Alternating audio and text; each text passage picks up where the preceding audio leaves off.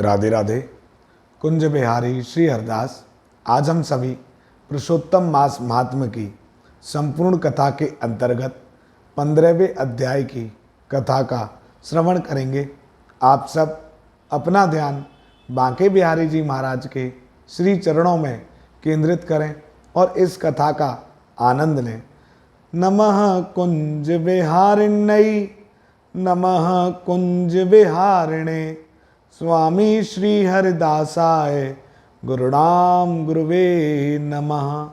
राधा मेरी स्वामिनी, मैं राधे जू को दास, जन्म जन्म मोहे दीजियो, श्री वृंदावन को वास। वृंदावन सो वन नहीं, नंद गाँव सो गाँव, बंसी बट सो बट नहीं, कृष्ण नाम सो नाम।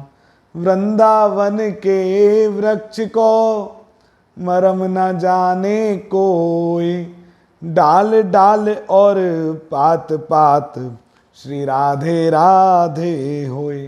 तो आप सब एक बार श्री राधा नाम का जयकारा कमेंट के माध्यम से ज़रूर लगाएं और इस कथा का रसपान करें। श्री नारायण बोले। फिर भक्तवत्सल श्री कृष्ण भगवान की हाथ जोड़कर सुदेव ब्राह्मण गदगद स्वर से स्तुति करने लगा। हे देव देवेश, त्रिलोक को अभय देने वाले प्रभु, हे सर्वेश्वर, आपको नमस्कार है। मैं आपकी शरण में आया हूँ। हे परमेश्वर, हे शरणागत वत्सल, मेरी रक्षा करो। हे भक्त भय भंजन, आपको नमस्कार है। आप जय स्वरूप हैं, जय के देने वाले हैं, जय के स्वामी हो, जय के कारण हो, विश्व के आधार हो, विश्व के एकमात्र रक्षक हो, दिव्य हो, विश्व के आगार हो। हे वासुदेव, मैं आपको नमस्कार करता हूँ। हे जगत प्रभु, आपकी ब्रह्म आदि देवता भी स्तुति करने में समर्थ नहीं है। मैं अल्प बुद्धि वाला, मंद और साधारण मनुष्य आपकी स्तुति कैसे करूं? मैं आपका अति दुखी और दीन भक्त हूँ। आप मेरे को क्यों त्यागते हो? हे प्रभु, आपका लोक में लोक बंधु नाम व्यर्थ है। वाल्मीकि बोले। इस प्रकार स्तुति कर सुदेव ब्राह्मण हरि के आगे खड़ा रह गया। तब हरि भगवान उसकी स्तुति सुनकर मेघ के समान गंभीर वाणी में बोले। हे वत्स, तुमने बहुत कठिन तप किया है, अतः हे तपोधन, जो इच्छा हो वह वरदान मांग लो। मैं तुम्हारे तप से बहुत प्रसन्न हूँ। मैं तुम्हारी इच्छा पूरी करूँगा। इसको सुनकर सुदेव बोला, हे नाथ, हे दीन बंधु, हे दयानिधे, यदि आप मुझ पर प्रसन्न हैं तो हे विष्णु, हे पुराण पुरुषोत्तम, मुझको एक श्रेष्ठ पुत्र दो। हे हरि, पुत्र के बिना पूरा गृहस्थ जीवन मुझे अच्छा नहीं लगता।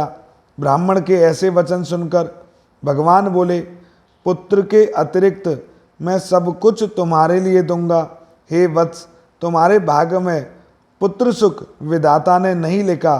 मैंने तुम्हारे भाल पटल के सब अक्षर देखे हैं, परंतु उसमें तुम्हारे 7 जन्म तक कोई पुत्र सुख नहीं लिखा है। इस प्रकार वह ब्राह्मण हरि के वज्र समान निष्ठुर वचन सुनकर जड़ से कटे वृक्ष की तरह पृथ्वी पर गिर पड़ा। पति के गिरे हुए को देखकर उसकी स्त्री अत्यंत दुखी हुई और स्वामी को पुत्र की इच्छा से रहित देख रोने लगी। फिर धीरज धर पति से गौतमी बोली, हे नाथ, उठिए उठिए, क्या मेरा वचन आपको याद नहीं है? जो कुछ विधाता ने भाग में लिख दिया है वही सुख दुख प्राप्त होता है।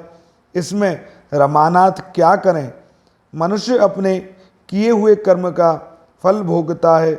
जैसे मरते हुए को औषधि देना निष्फल हो जाता है, वैसे ही अभागे पुरुष का किया हुआ उद्योग देव के प्रतिकूल होने से व्यर्थ हो जाता है। यज्ञ, दान, तप, सत्यव्रत द्वारा हरि का सेवन श्रेष्ठ है, किंतु इनसे भी सब वेदों में भाग्य फल श्रेष्ठ है। अतः सबका विश्वास छोड़कर भाग्य का ही सहारा पकड़ो। इसमें हरि का क्या प्रयोजन है। इस प्रकार पत्नी के असहज तीव्र शोक युक्त वचन सुनकर उनके दुख से दुखी हुआ गरुण शोक सागर में डूबी हुई ब्राह्मणी तथा ब्राह्मण को देखकर हरि भगवान से विनम्र हो बोला, हे दीनबंधु, हे भक्तों को अभय करने वाले, हे प्रभु, आज आपकी भक्तों के दुख को ना सहने वाली दयालुता कहाँ चली गई। आप तो ब्राह्मणों के रक्षक हो, आपका धर्म आज कहाँ गया। अपने भक्तों को देने के लिए आपके हाथों में चारों प्रकार की मुक्ति रहती है, तो भी आपके भक्त उत्तम भक्ति की इच्छा रखते हैं, मुक्ति की कामना नहीं करते। उनके आगे आठों सिद्धियां दासी के समान खड़ी रहती हैं। ऐसी तो आपकी आराधना की महत्वता है जो सर्वत्र विख्यात है। फिर इस ब्राह्मण की पुत्र कामना पूरी करने में आपको क्या परिश्रम है। भला हाथी का दान देने वाले पुरुष को अंकुश का दान देने में क्या दुविधा है। अब आज से कोई भी मनुष्य आपके चरण कमलों की सेवा नहीं करेगा, क्योंकि जिसके भाग्य में जो लिखा है उसको वही निश्चय मिलता है। इस प्रकार लोक में यह विश्वास होने से आपकी भक्ति लुप्त हो जाएगी। हे नाथ, आप में करने और ना करने की क्षमता है, यह सर्वविदित है। वही क्षमता इस ब्राह्मण को पुत्र ना देने से नष्ट हो जाएगी।